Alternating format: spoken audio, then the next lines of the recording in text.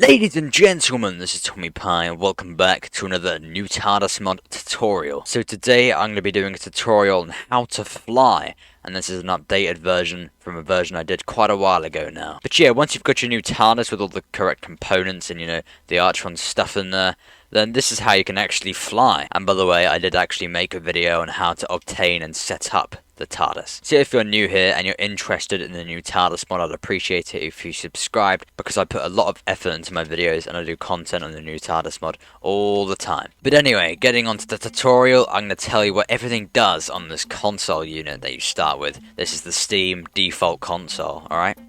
So using my TARDIS manual, I can hover over each button and I can see what it is, but I'm going to explain what it does. So this is the handbrake, so basically when you release this and press the throttle, you'll fly to your location. This is the dimensional shifters, meaning you can change your dimension. And so at the minute I'm landing in the overworld, then I'll land to these coordinates in Gallifrey. Alright, this is your randomizer, and it will randomize your coordinates to just a random coordinate, obviously. This button here changes which way your exterior will face when you land. So now it will land facing south, now west, now north. The door switch opens the door, as you can see, and then you close that. This is the sonic port where you put your sonic screwdriver in and nothing else. You don't want to have too much fun when flying the TARDIS. This is the throttle. You can left click it and then you can do all sorts of this, which I'll get onto later, alright? But yeah, when you press that and the handbrake's off, you'll fly. Here is the XYZ increment, and it basically changes the amount your coordinate will change when you press either X, Y, or Z. For example, if this was set to 1 and our current coordinates are -131, if I press that a couple of times, it'll only go up by 1, alright? And yes, this is obvious, it just alters the X coordinate, Y, and Z to change the coordinates you'll be landing to. Here is the communicator. Now once you have your interstitial, I don't know if I pronounced that right, but anyway, interstitial antenna installed. If you get a distress signal, you'll hear a beep, you press the communicator, and then you can locate and basically land where the distress signal was sent from. Here is the vertical land type, and if this is set up, you're more likely to land on the surface. If it's set down, then you probably want to be looking at caves, mine shafts, things kind of more down, Here's the refueler. Guess what it does? Yes, it refuels the TARDIS once you have your fluid links and Archon capacitors installed. Here is the fast return button. Now, I've never needed to use this yet, but once you've landed, I'm pretty sure if you press that, it'll take you back to your original location that you were before you landed. The telepathic circuit is incredibly cool. It means you can locate a specific biome, as you can see. I have the regeneration mod installed, which is why you can see all the Gallifrey and stuff.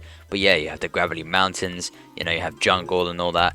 It does have a range of 500 blocks, so keep that in mind, because otherwise, it'd be pretty damn OP. But yeah, there's the telepathic circuits, and that's the entire console. But that was just showing you what everything does on this console. I'm going to be moving on to show you the actual flying process. So there are 3 types of flight: stabilized flight, unstabilized flight, and then Vortex Limbo. Now, stabilized flight is when you hit the stabilizer, which, by the way, yes, I did forget to show you in the console showcase thing, but oh well. So this is just kind of normal flying. You don't get any obstacles throughout the flying, and the TARDIS will automatically take off and land. That may make no sense to you whatsoever, but it will all be uncovered, don't worry, when I actually show you an example. Now, unstabilized flight is twice as fast as stabilized flight. It halves the amount of fuel that is used, but you will have to go through an obstacle course and many flight hazards. So if my stabilizers are active and I release the handbrake and press the throttle, I left clicked it by the way, we are not getting any obstacles whatsoever.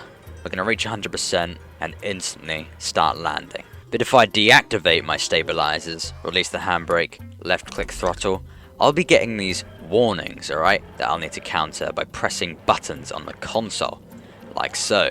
Later on in the video, I am going to be showing you how to counter each of these obstacles. But once you reach journey 100%, you need to shift and left click the throttle to go down, instead of it automatically doing it for you with stabilizers active. But anyway, after playing on this mod, you might have noticed that if you right click this throttle, it'll go up by a bit, like that.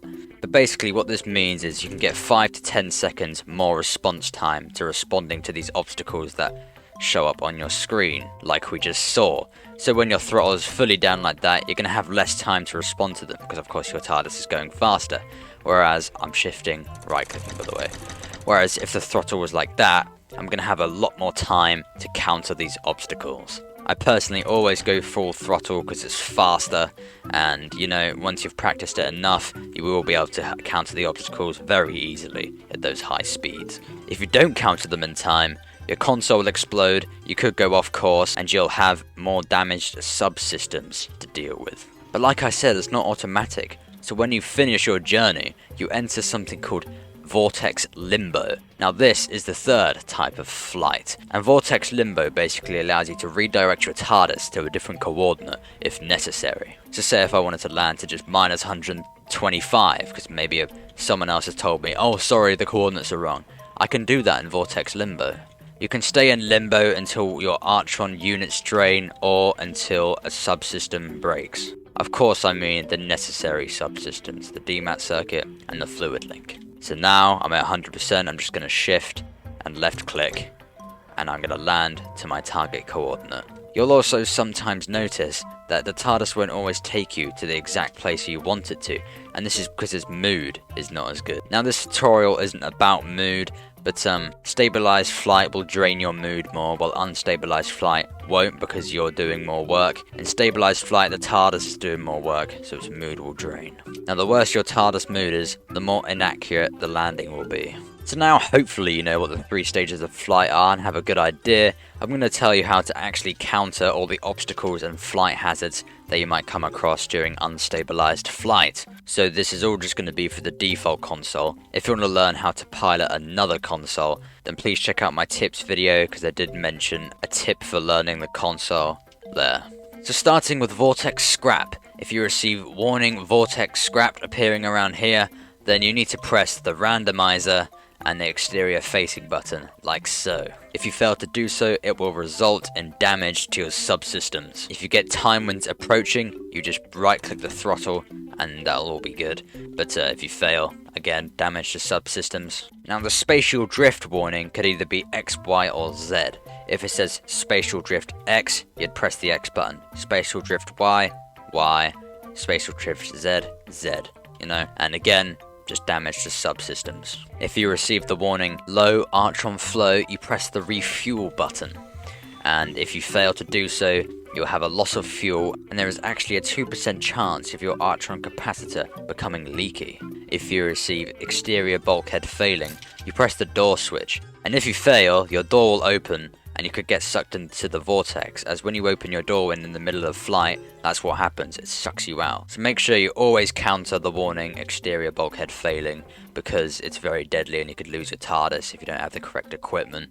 Of course it depends on the interior. In this interior, having the door open in flight isn't that deadly. You'll usually just get dragged around here and might be able to press it to close it again. But in interiors like Coral and Nautilus and Toyota, you could be colossally screwed if you fail this obstacle. If you receive the warning dimensional drift, you click the dimensional shifters, and if you fail this one, it changes the dimension that you're landing at. Yeah, that's not great. If you get a vertical displacement error, you click the vertical land type button, and if you fail to do so, your vertical land will be random, meaning if you want to land on the surface, you might end up landing in a cave. If you get the warning Artron pocket detected, it's not much of a warning actually, because if you fail it, then nothing happens. It's just an opportunity to gain some fuel. So to get this free Artron, you click the refueler and exterior facing. So now we're moving on to the really tough one to explain. So a time ram happens in multiplayer when 2 TARDISes are landing within 30 blocks of each other, and both TARDIS pilots will need to counter this event to avoid the consequences. So when flying, one pilot will receive the warning time ram instigate event.